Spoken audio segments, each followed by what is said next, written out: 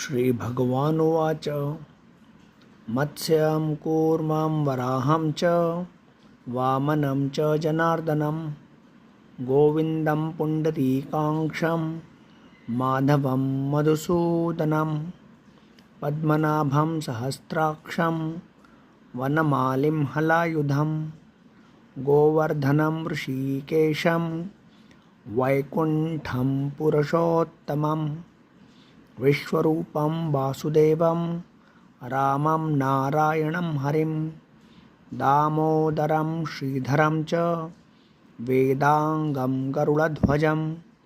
अनन्तं कृष्णगोपालं जपतो नास्ति पातकं गवां कोटिप्रदानस्य अश्वमेधशतस्य च कन्यादानसहस्राणां फलं प्राप्नोति मानवः